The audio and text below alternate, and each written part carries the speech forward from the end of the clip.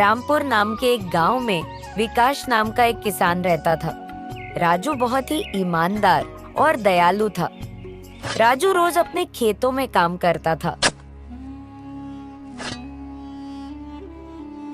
और उसी से अपना घर चलता था। राजू के पास एक बैल था जिसका नाम हीरा था, जिसकी मदद से वह अपने खेतों में जुताई करता और अपने परिवार की देखभाल करता था। एक दिन वह अपने खेतों में काम कर रहा था और अपने बैल से बोलता है, तू तो जानता ही है हमें कितना सारा काम है। इसी खेती के सहारे तो मैं अपना जीवन बिता रहा हूँ। उसी गांव में वे विकास का एक दोस्त आकाश भी रहता था, जो बहुत ही कामचोर और आलसी था। वह अपनी चिकनी चुपड़ी बातों से हमेशा विकास का दिल जीत लेता था। एक दिन जब विकास अपने खेतों में काम कर रहा था, तब आकाश उसके पास आकर उसे बोलता है, मेरे ऊपर बहुत लोगों का कर्ज हो चुका है। सोच रहा हूँ घर बार छोड़कर बहुत दूर चला जाऊं। बहुत परेशान हो गया हूँ भाई। अब कोई अपना भी तो नहीं है जिससे कोई मदद मांग सकता। क्या आकाश, ऐसा क्यों कह रहे हो भाई? आखिर हम दोनों पक्के दोस्त हैं और परेशानी में एक दोस्त ही दूसरे दोस्त के काम आता है। बताओ क्या करना है, हम दोनों मिलकर सब काम कर लेंगे। सही कह रहे हो विकास भाई। जिसके पास तुम जैसा दोस्त हो उसे परेशानी की क्या बात। दरअसल मुझे तुमसे एक छोटी सी मदद चाहिए थी। हाँ हाँ बोलो भाई, इसमें इतना सोचने की क्या बात है? बताओ मैं क्या मदद कर सकता हूँ तुम्हारी। राजू, क्या तुम अपनी बैल मुझे कुछ दिनों के लिए दे सकते हो? दरअसल मुझे अपने खेत में नई फसल उगानी है। इसके लिए मुझे तुम्हारे बैल की जरूरत है। बदले में मैं तुम्हारी बैल की अच्छे से देखभाल करूंगा। तुम चिंता मत करना, मैं तुम्हारे बैल को जल्दी ही वापस लौटा दूंगा। विकास को आकाश की यह हालत देखकर बहुत बुरा लगा। वह दिल से चाहता था उसका दोस्त इस मुसीबत से बाहर निकल जाए। बिल्कुल आकाश भाई, तुम मेरा यह बैल ले जा सकते हो। मैं अपना बचा हुआ काम बाद में कर लूंगा। मेरे लिए सबसे जरूरी काम अभी यही है कि मेरा दोस्त इस परेशानी से बाहर निकल जाए। अगर कुछ और चाहिए तो वह भी बता देना। किसी भी चीज की टेंशन मत लेना। धन्यवाद विकास, तुम दोस्त नहीं भाई हो भाई। आजकल ऐसी दोस्ती कहाँ देखने को मिलती है। मैं जल्दी ही आता हूँ तुम्हारा यह बैल वापस करने के लिए। आकाश खुशी खुशी विकास के बैल को लेकर चला गया, लेकिन उसे वापस करने का उसका कोई इरादा नहीं था। उसके मन में काय खुराफात चल रही थी। अरे वाह, मैंने विकास को कितना आसानी से मूर्ख बना दिया। वैसे भी वह तो सीधा साधा है। अगर ये बैल मैं उसको वापस ही ना दूं तो वह मेरा क्या बिगाड़ लेगा। वह तो मुझसे पूछने की भी हिम्मत नहीं करेगा। क्यों ना मैं इस बैल को बेचकर थोड़े पैसे कमा लूं। इससे मेरे पैसे की सारी परेशानी खत्म हो जाएगी। आकाश ने उस बैल को बड़े व्यापारी को बेच दिया।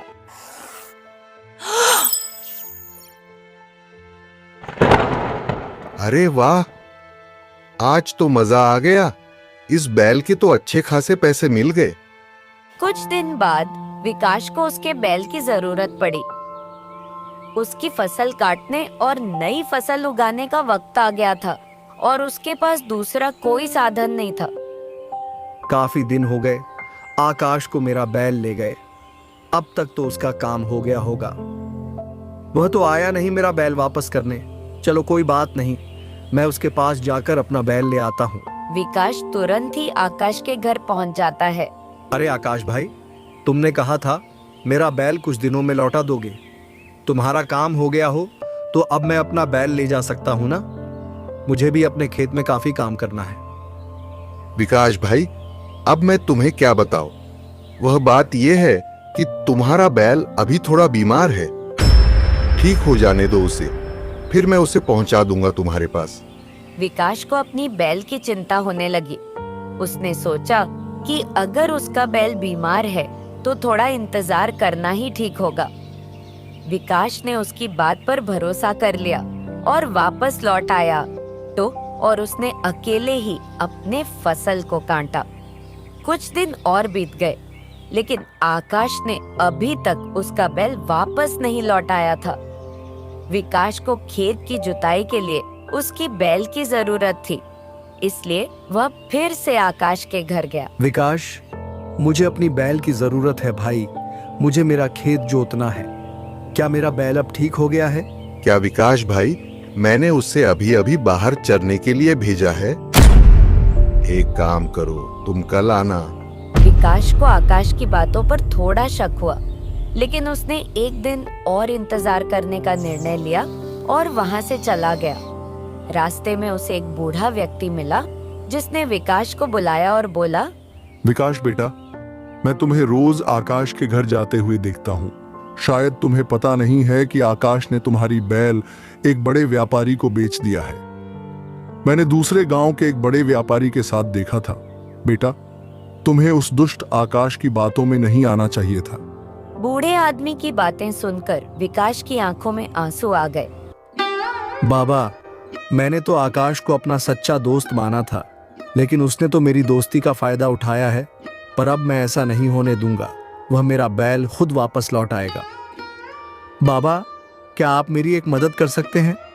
हाँ बेटा, बताओ मैं क्या कर सकता हूँ। विकास उस बूढ़े आदमी को सारी बातें बता देता है कि उसे क्या करना है, और फिर अपने घर चला जाता है। कुछ देर में आकाश उसी रास्ते से गुजर रहा था। तभी वह बूढ़ा आदमी उसे देखता है और अपने पास बुलाता है। क्या बात है बाबा, आपने मुझे इस तरह रोक करके क्यों बुलाया? हाँ बेटा आकाश, बात ही कुछ ऐसी है। मैं कई दिनों से देख रहा हूँ विकास रोज तुम्हारे घर पर किसी बैल के लिए आता है। हाँ बाबा, पर बात क्या है? बेटा, अभी थोड़ी देर पहले मैंने उसे किसी से बात करते सुना है कि उसे यह बैल को उसे एक साधु महात्मा ने दिया था और कहा था कि जिसके पास भी यह बैल रहेगा उसकी खेत फसल से लहलहाती रहेगी और उसके खेत में कभी सूखा नहीं पड़ेगा। क्या बात कर रहे हो बाबा?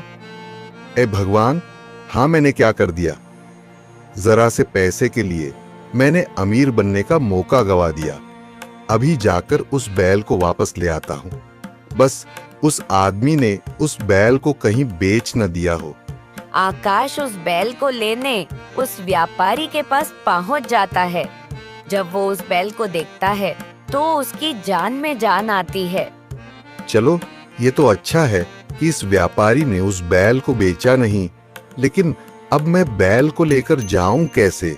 हाँ भाई आकाश, मैं तुम्हें ये बैल देना तो नहीं चाहता, क्योंकि ये 10 आदमियों का काम अकेला ही कर देता है मेरे खेत में। लेकिन फिर भी अगर तुम इसे लेना चाहते हो तो मैंने इसका एक उपाय निकाला है। मैं तुम्हें बैल तभी वापस दूंगा जब तुम मुझे इस बैल के 10 गुना पैसे दोगे। मंजूर है तो बोलो बेटा। आकाश, ये 10 गुना पैसे तो बहुत कम है उस दौलत के सामने जो इस बैल से मुझे मिलाने वाली है। जल्दी से इसे पैसे दे और निकल जाए यहाँ से। ठीक है भाई, मुझे ये सौदा मंजूर है। आकाश उस व्यापारी को पैसे देकर वहाँ से निकल पड़ता है। आकाश उस बैल को लेकर घर पहुँचा ही था कि विकास वहाँ आ जाता है। आकाश भाई, लगता है मुझे आज मेरा बैल मिल ही जाएगा। अरे विकास भाई, हाँ, तुम बिल्कुल सही समय पर आए हो। मैं तो इसे लेकर तुम्हारे पास ही आ रहा था। अच्छा हुआ कि तुम आ गए। लो, अब ले जाओ अपने बैल को।